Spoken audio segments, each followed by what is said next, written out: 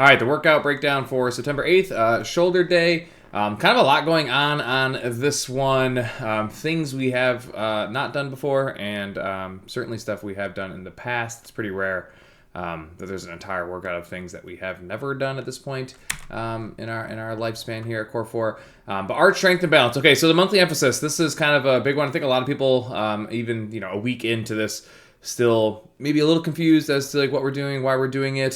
So this month's monthly emphasis is really just building from the foundation up, right? Your foot and your ankle kind of act as a foundation. It's the point of stability, point of strength for your entire body, and the entire kinetic chain. A lot of your force generation and your coordination and your ability to stabilize with added weight in your hand comes from your foot's ability to stabilize it and the strength of your foot. So that's kind of what we're working on.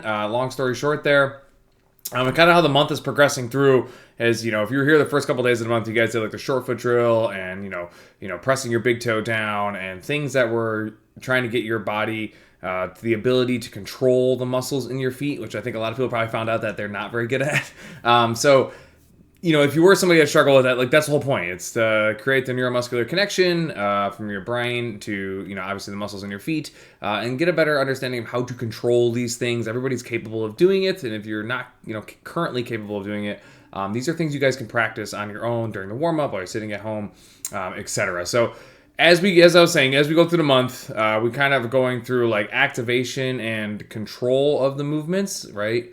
Like firing the specific muscles and obviously phalanges and like your toes to balance and strength and stability. So we're working our way up the progressional ladder here from the bottom, and we'll slowly make our way. I think at this point of me recording this, it's September 4th, and we've already worked into the next block of the monthly emphasis. So again, every 3 days is kind of like a new block. And we'll work our way through this and we'll progress our way through this. It doesn't mean we're not going to come back to some of these movements. As you'll see right here, the short foot drill march is a progression from the original short foot drill. The march is kind of optional, but the goal is to get you to start kind of moving while simultaneously trying to control, obviously, those intrinsic muscles in the bottom of your feet that we talked about in class, under the assumption that you were in class for those days. But you guys will start to see varied exercises. Again, like I said, we may go back to certain exercises and, continue to work on some of them. But the goal is to progress our way through this for the foot, ankle, and the knee. Again, through activation and strength and stability and balance, etc. Now, the second block, or the real lifting block here, the workout block for shoulder day, 10-minute EMOM. We've recently done a 10-minute EMOM.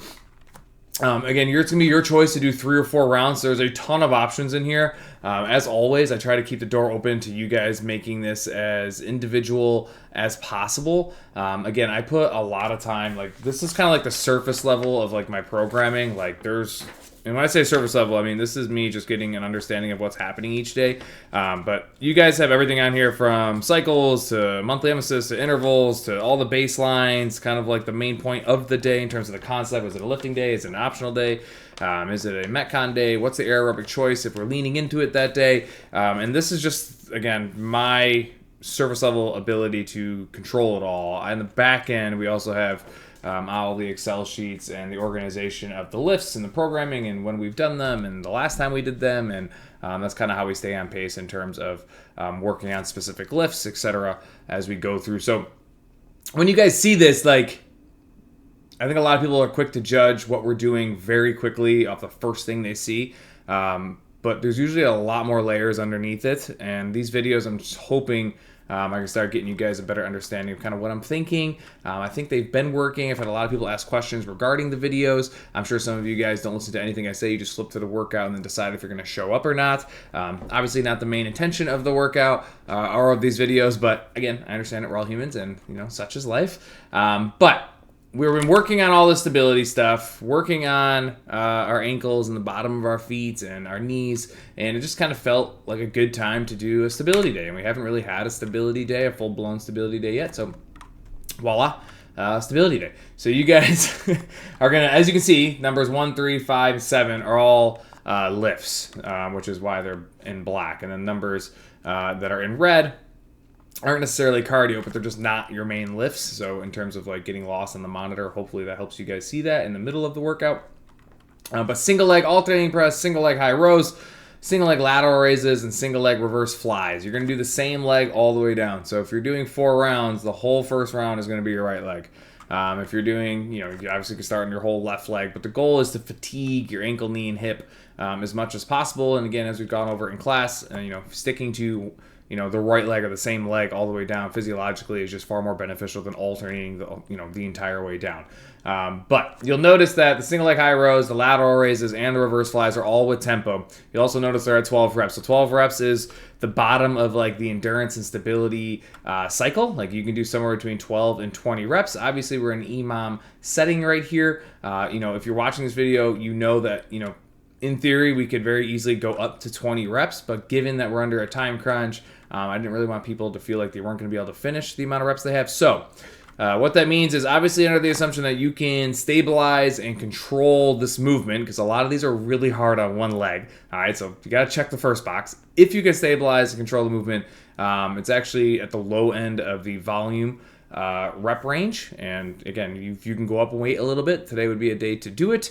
Whereas normally I tell you, like if we're doing 12 to 20 reps, your goal is to not really worry about the weight, get as close to the 20 reps as possible with tempo. But again, given the time crunch, you could, in theory, move a little bit more weight than normal because of the 12 rep count being fixated at 12.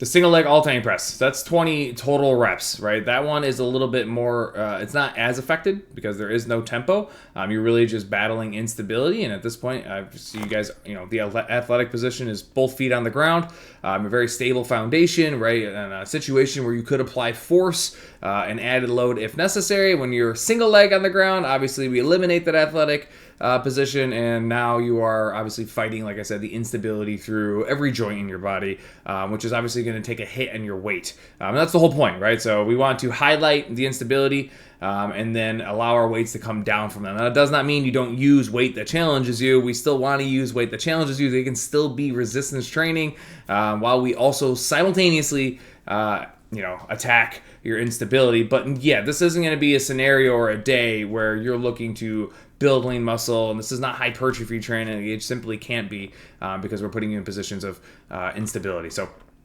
again, just keep that in mind. You don't have to totally give up on the weights, but you also should simultaneously know that you're not going to be able to use your normal weights because of obviously the single leg and the tempo stuff here. But tempo is, again, a fantastic way to get time under tension. It's a great way to work on lines of motion, get a better ability to control the weight, and again, become more efficient with the particular line of motion of whatever movement it is that you are currently trying to complete. You'll notice the red numbers: mini band plank taps, bench box overs, biking AMRAPs, the farmer's carry. These are more or less like kind of alternate minutes to the lifts where I'm attempting to get your heart rate up, but I also just don't want you to die, because the goal is to challenge instability. And if you're breathing so damn hard that you can't stabilize and control your trunk, we're kind of defeating the purpose. So you'll notice that these are not your normal aerobic type of minutes, whereas the mini band plank taps is really just fatigue and exhaustion. The bench and box over and the AMRAP kind of leaves a door open to you going really hard, maybe turning it plyometric, but ultimately not a movement that typically wears people out, which is there on purpose. You'll notice number 6 is a 40-second biking AMRAP. I even made it optional, so you can approach it as a full-blown 40-second max bike, which I think at this point we all know is very hard to transition off of. But you could also just not do it and just chill for that minute and just focus on the lifts, which I'm completely fine with, which is that's why I made it optional.